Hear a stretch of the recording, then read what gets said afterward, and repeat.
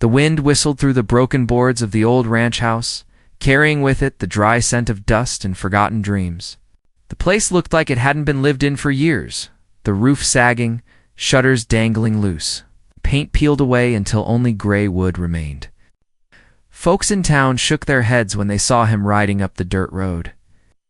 A rolled-up coat under his arm and that tired look in his eyes. They whispered to each other, saying it was a shame how far he'd fallen. Not long ago, he was a man with promise, steady and hard-working. Now, after the divorce, he was the man returning to a house that looked as ruined as his reputation. She was there too, waiting on the porch with a laugh that cut sharper than any blade. Her voice carried out across the yard, mocking as she pointed at the cracked windows and broken beams. "Well," she said between fits of laughter, "this is what you came back to, isn't it? A pile of rotten wood." She looked at him as though he were some wandering fool who had lost everything. And maybe that's what she wanted him to believe. After all, she had left with her pride intact, convinced she had traded up to something better, something richer. But he didn't answer her mockery.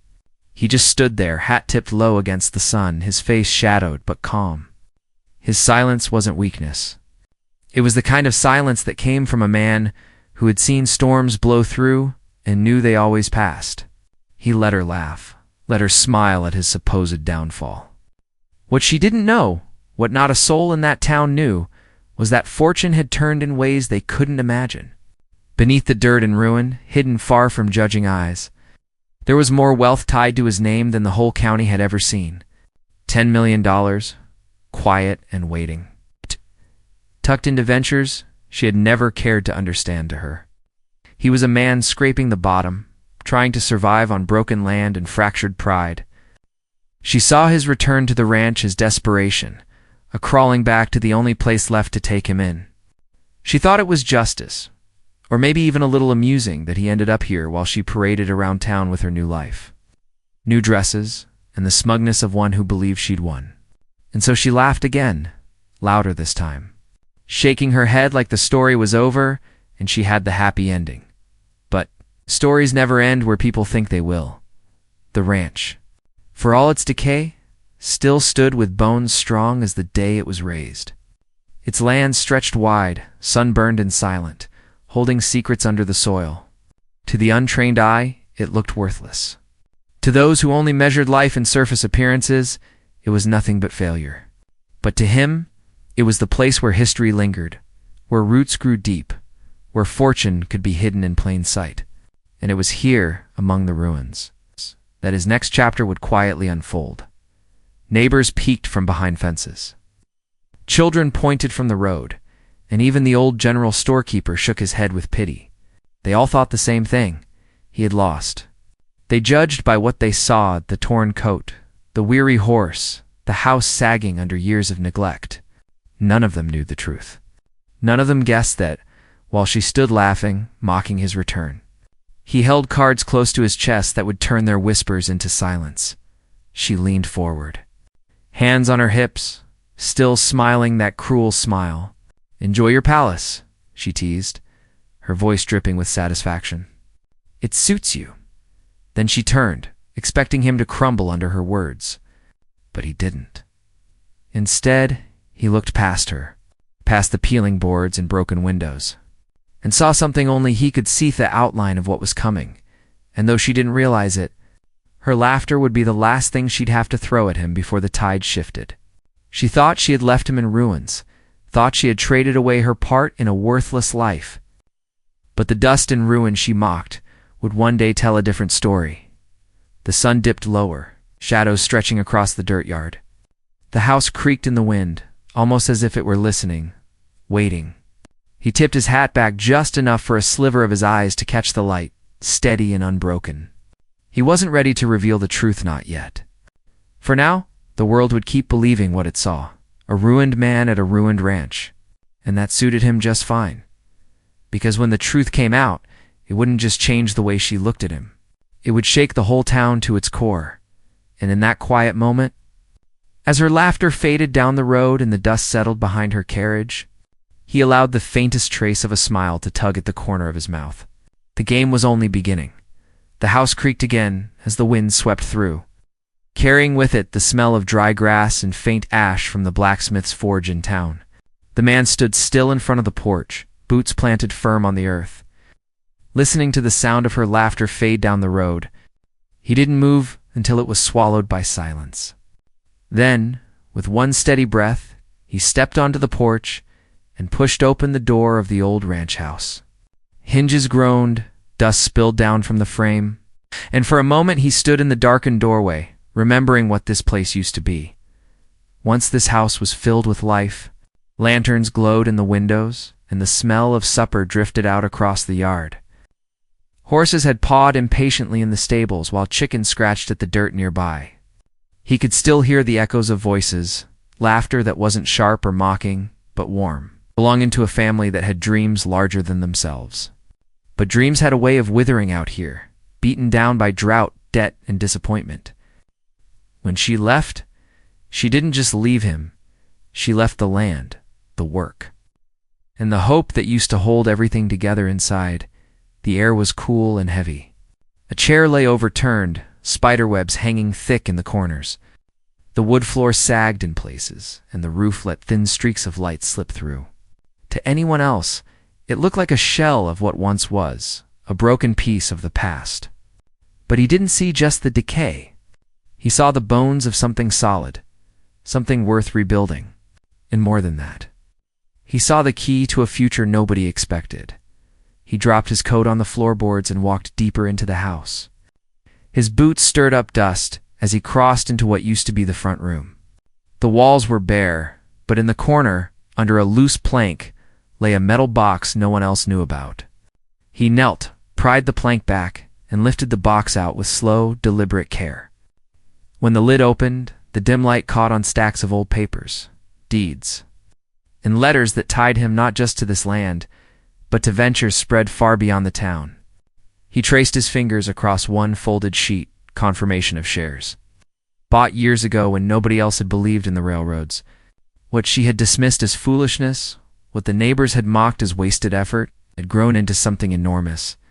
$10 million. The number was hard to even whisper in a place like this, where most folks scraped by year to year.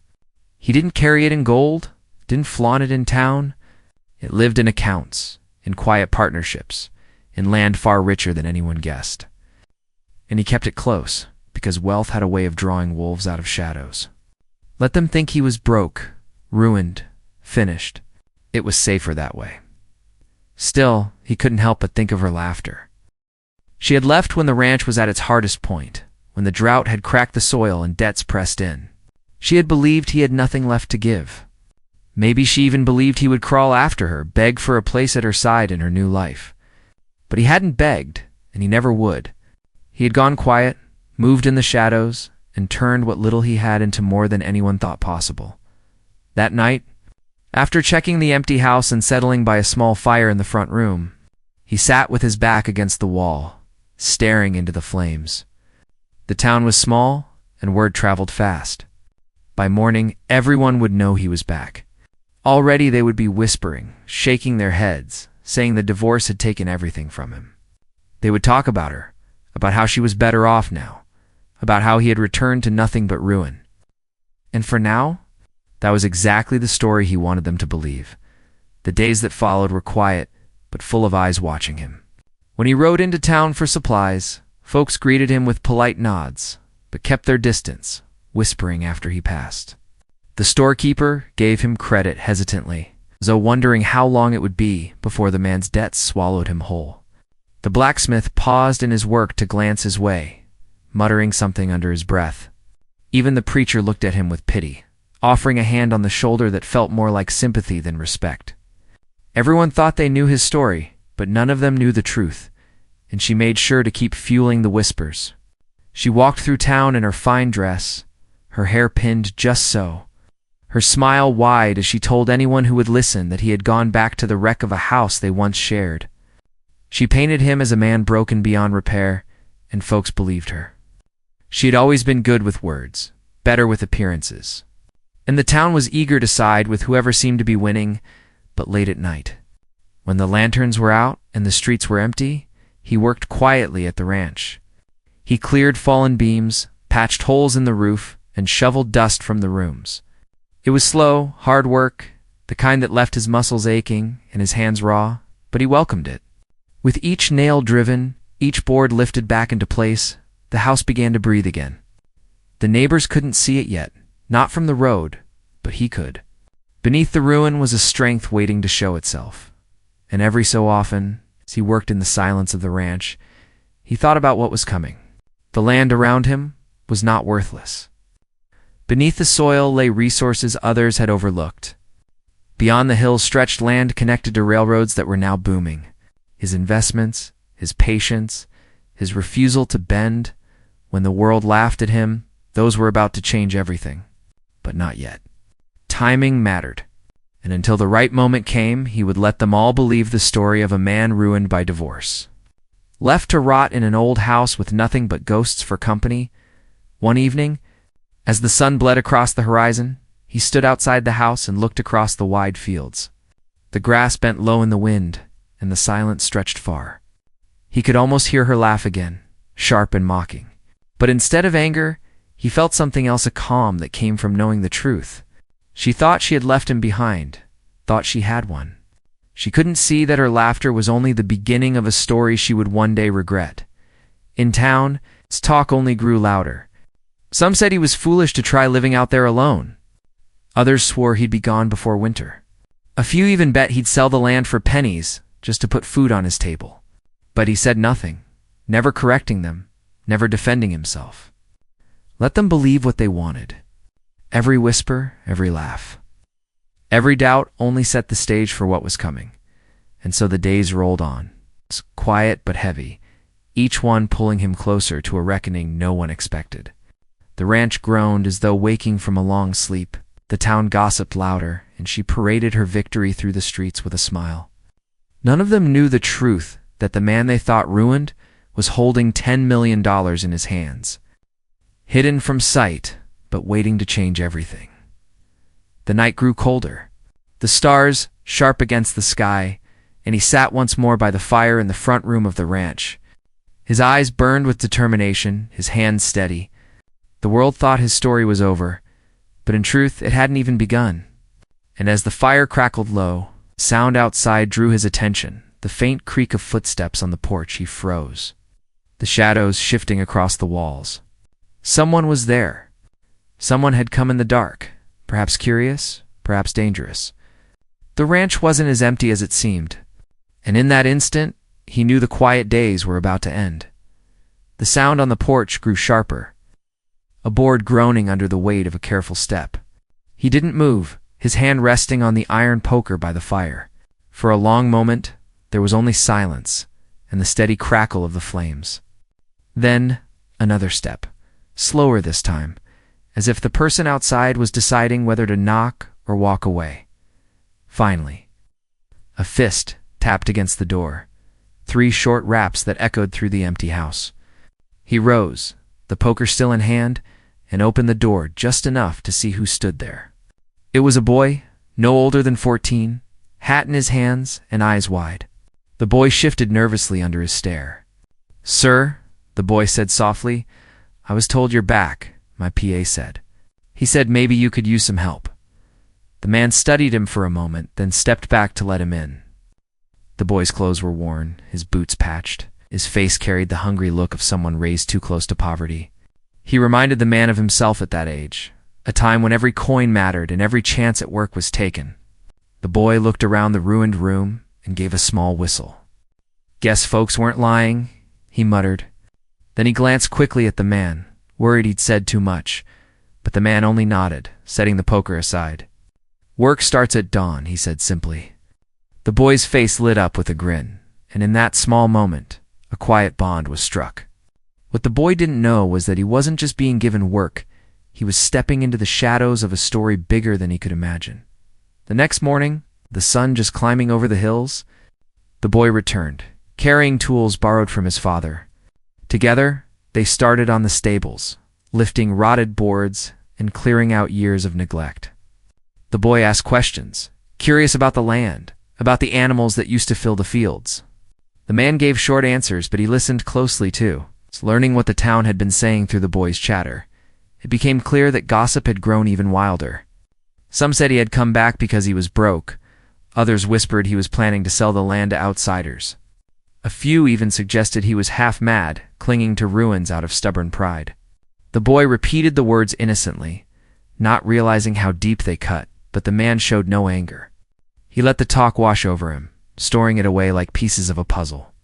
He knew how towns worked. People believed the story that suited them best, and they rarely questioned it until something forced them to.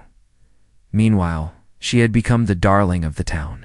Dressed fine, always smiling, she carried herself with the air of someone who had climbed out of hardship into comfort. She told her story to anyone who would listen, how she had left behind a broken ranch, how she had saved herself from a man with nothing left to offer. Folks admired her for it, nodding, agreeing, clapping her hand when she passed, and she thrived on their approval, never once suspecting how fragile her victory really was. But not everyone in town bought her tale completely. An older rancher named Harlan, who had known the man's family for years, watched the situation with sharper eyes. Harlan didn't say much, but he saw the way the man carried himself, quiet, steady, unbroken despite the laughter. Harlan began to wonder if there was more to the story. And though he didn't voice it yet, he carried that suspicion close. Back at the ranch, work continued. Day after day, the boy helped clear the barns, patch fences, and bring the place back into shape. Slowly, life began to return. Birds nested in the rafters, the wind no longer whistled through every crack, and the house began to stand straighter. It was still a long way from what it once was, but there was progress, and progress had a way of drawing attention. Neighbors passing by started to notice. They slowed their wagons to stare, whispering to each other as they saw boards being replaced. Smoke rising from the chimney again. Some grew curious, others suspicious. Why would a man with nothing bother working so hard on ruins? Why not give up and move on? The questions spread, and with them came more rumors. One day the boy brought word that people were saying he had hidden something at the ranch treasure. Money, something he didn't want anyone to find.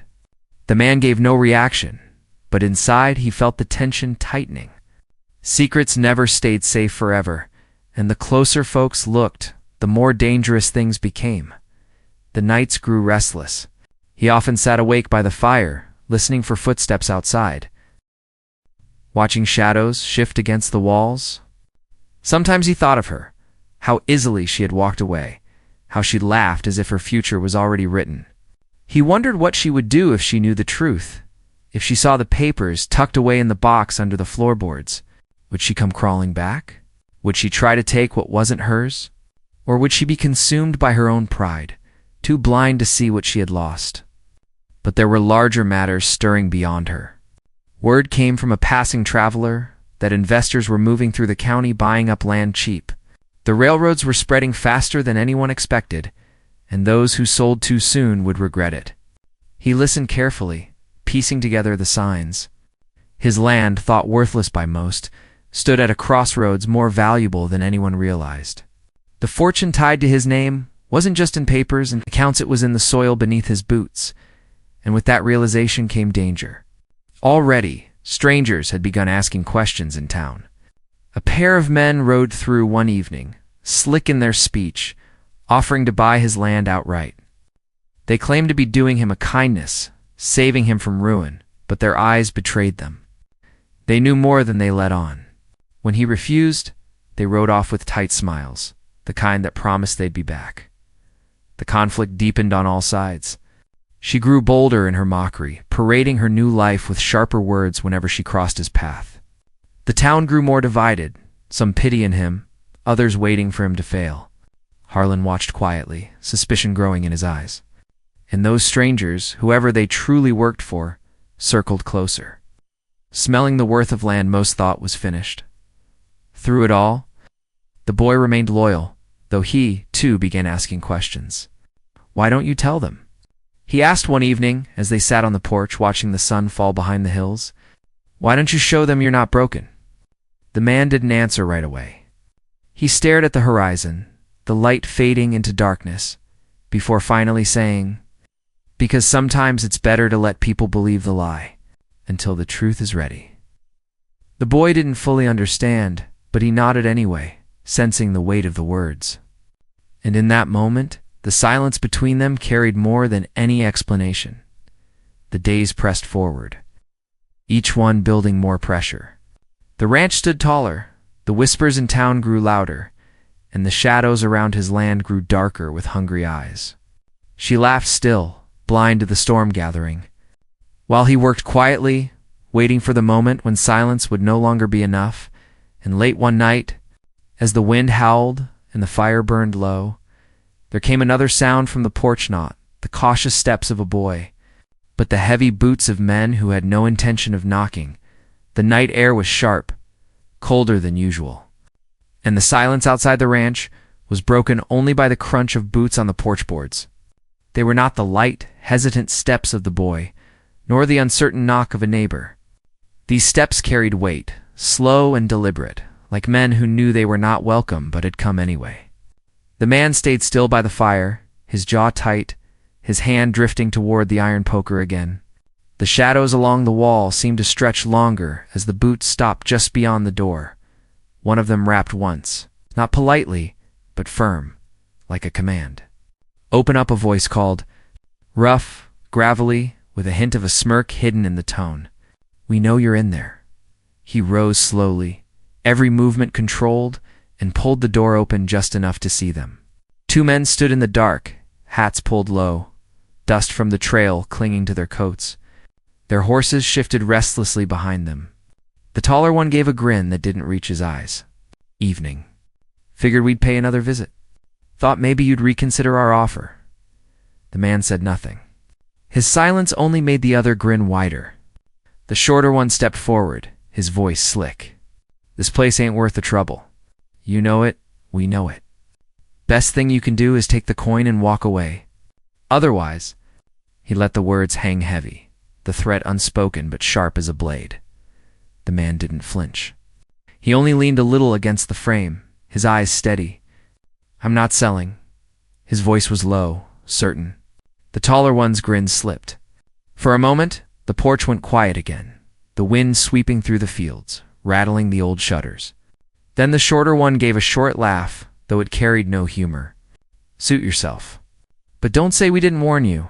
They turned, boots thudding back down the steps, their figures swallowed into the dark. He watched them until the sound of hooves faded, then shut the door and dropped the bar across it. The fire still crackled in the corner, but the room felt colder than before. He knew this was not the last time they would come. The following days brought no peace. The boy noticed men he didn't recognize watching from the road when they worked in the fields. Strangers lingered in town longer than they should, whispering with the storekeeper, the blacksmith. Anyone who might know more than they should. The townfolk, eager for gossip, began to speak in louder voices about what might be hidden at the ranch. Some claimed he had struck oil, others swore there was gold buried under the land. Each rumor twisted into something new, and the more they spread, the more dangerous the situation became. Meanwhile, she grew bolder. Her laughter followed him into town whenever their paths crossed.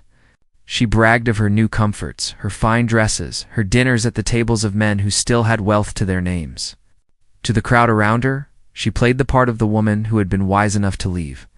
But there were moments, brief and unguarded, when her eyes flicked toward him with something sharper than amusement. A glimmer of curiosity, maybe even unease. Though she masked it quickly behind another laugh. One afternoon, she stopped him in front of the general store. A crowd gathered without meaning to, ears sharp for the drama. "How's the palace?" she asked, her smile wide. The folks around chuckled, waiting for his humiliation. But he only tipped his hat and said, "Standing just fine." His calm unnerved her. She wanted anger, or shame, or something she could use to fuel her story. Instead, she got silence and the faintest trace of a smile. It unsettled her more than if he had shouted, "Word of the late-night visitors reached Harlan soon enough." The old rancher came out one evening leaning on his cane and sat with him on the porch. They didn't speak much, just watched the sun bleed into the horizon. Finally Harlan said, "They won't let it rest. You know that. The man nodded once, his eyes never leaving the fields. Harlan studied him a long moment. Whatever you've got tied to this land, you best be ready to fight for it. The warning hung heavy, because both men knew fighting wasn't just about fists or guns. It was about secrets, about who could hold their silence the longest, about who could outlast the storm when it came. And the storm was building. That night, the boy woke him with a shake of the shoulder. "Someone's out there," the boy whispered, wide-eyed. Together, they moved to the window. In the distance, lanterns flickered near the stables. Shadows moved against the light, too. Maybe 3 figures. The man's hand went to the rifle propped against the wall, but he didn't move yet. He watched, breath steady, as the intruders circled the barn. Then, just as quickly, they disappeared into the dark, leaving nothing but silence.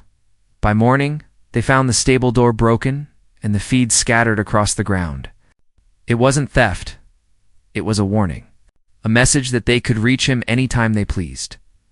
The boy was shaken, but the man only tightened his jaw. "Let them come," he muttered. The tension stretched tighter with each passing day. The town was split, some pitying him, others waiting for his fall, a few growing uneasy as strangers lingered longer. Even the preacher, who once offered sympathy, now warned him in quiet words to be careful. Yet he gave no ground, working each day on the ranch, his silence more unshakable than ever, and she, though still laughing in public, began to feel the shift. She heard the whispers, too, of men circling the ranch, of strange lights in the night. She noticed the way Harlan watched her when she boasted, the way townsfolk exchanged uneasy glances. It planted a seed of doubt, though she fought to keep it buried under pride. The boy grew restless as well. He wanted answers, wanted to know why these men were so determined, why the ranch mattered so much. "If it's just land," he said one evening, "why are they so hungry for it?" The man looked at him, then back at the fire. He almost spoke, almost revealed the truth, but stopped himself. The boy wasn't ready. The world wasn't ready. Not yet. But the danger was closing in fast. More riders appeared on the ridge one evening, their silhouettes black against the dying sun. They didn't come down, didn't speak, only watched until the light was gone. The message was clear. They were waiting, biding their time, ready to strike when the moment was right. By then, the whole town buzzed with nervous energy. Some wanted him gone, fearing the trouble that seemed to follow. Others whispered that maybe he was hiding something worth killing for. And she, though still laughing, could not quite hide the flicker of fear in her eyes when she heard the stories of riders in the night. The ranch itself seemed to breathe heavier. Every creak of wood and shift of wind carrying weight. Each day of work with the boy brought progress, but also more eyes from the road, more whispers carried on the air. The silence before the storm stretched long, too long, until every soul man, woman, child felt the edge of something about to break. Then one night, as the fire burned low and the boy slept in the corner, the sound came again. Not just boots this time, but many. The thud of heavy steps on the porch, the scrape of metal against wood, the low murmur of men outside planning their move. The boy stirred, waking with wide eyes. The man held a finger to his lips, his hand tightening on the rifle.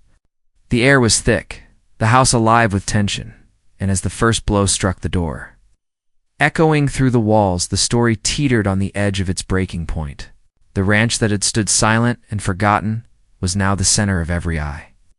Every rumor, every hungry hand reaching in the dark. The past, the pride, the secrets buried deep, everything had come to this moment. The boy gripped his arm, whispering, "What do we do?" But the man's eyes never left the door, steady and unflinching. The storm had arrived, and before it passed, nothing in that town would ever be the same. The first blow against the door sent splinters flying, shaking the frame. The boy gasped, clutching the man's arm. But he stood steady, rifle in hand, eyes fixed on the wood that trembled with every strike. Another slam, louder, harder, the sound of men growling outside as they forced their way in. The fire behind them flickered wildly, shadows leaping across the walls like restless spirits. The bar across the door held for a few more hits, then cracked. The boy scrambled back, but the man stepped forward, planting himself like a wall between the danger and the only family he had left in that moment. The door burst inward, boards snapping, dust clouding the air. 3 men spilled inside, their faces twisted with greed and impatience. The tallest held a pistol, the shorter one carried a knife, and the third lingered in the shadows, eyes sharp and watchful. "Well now," the tall one drawled, stepping closer, "you've made this harder than it had to be. We told you, sell and be done with it. But you don't listen." His pistol lifted, aimed straight at the man's chest. "So we'll take what we came for," the boy whimpered, but the man kept his voice calm. "There's nothing here worth dying for." His words were even, almost quiet, but something in his tone made the pistol waver just slightly. The shorter one sneered, knife flashing in the firelight. "Don T, play dumb. Everyone in town's talking. Money, deeds, something buried under this old wood. We know you've got it." They began tearing at the room, overturning chairs, pulling planks from the floor, searching like wolves, tearing apart a carcass. The man stayed still, his rifle ready, though he had not yet raised it. He was waiting, watching, steady as stone. But outside, another sound cut through the chaos, the thunder of hooves. The raiders froze for half a second, glancing at each other. Then came the unmistakable shout of another voice, older, stronger, carrying authority. "Enough." Harlan appeared in the doorway, his cane in one hand, a revolver in the other, his horse tied just outside. Behind him, a few townsfolk hovered nervously, drawn by the noise. The raiders cursed under their breath, but the tall one held his ground. "This ain't your business, old man. It's the town's business," Harlan shot back, his voice hard. "And if you think you'll walk in here and take what isn't yours, you're mistaken." The standoff hung heavy, the air thick with the scent of smoke and dust. The man finally lifted his rifle, not at the intruders' heads, but just enough to show he was done waiting. The boy clung tighter to his arm, his fear clear. But there was also a spark of something else trust. The raiders backed toward the broken doorway, but their eyes promised it wasn't finished. "This ain't over," the tall one spat, before slipping out into the dark. Their boots pounded against the earth, their horses tearing away into the night. Silence fell heavy in their absence, broken only by the crackle of the fire and the boy's ragged breath. Harlan lowered his revolver, his eyes never leaving the man. "They'll be back. Men like that don't quit easy." The man gave a small nod, his expression unchanged. He knew Harlan was right. This night was just the beginning. Word of the confrontation spread fast. By morning, the whole town buzzed. Some pitied him more than ever, certain he was marked for ruin. Others whispered about hidden treasure with even greater hunger, the raiders' boldness fanning the flames of rumor. The preacher prayed louder on Sundays, warning of greed and violence. Oh, everyone knew his words were aimed at the ranch, and she heard it all. At first, she laughed, telling anyone who asked that he was only clinging to a broken house, fighting battles he couldn't win. But in the quiet moments, when she was alone, doubt gnawed at her. Why had men risked so much if there truly was nothing left at that ranch? Why did he face it all without flinching? Her laughter grew thinner, her smiles less certain. She sent a message one afternoon asking to meet. He agreed, not out of longing, but out of patience. They met near the edge of town, where the fields stretched wide, and the wind carried every word farther than it should. She arrived dressed fine as ever, her carriage gleaming, her smile forced. "Why are you doing this?"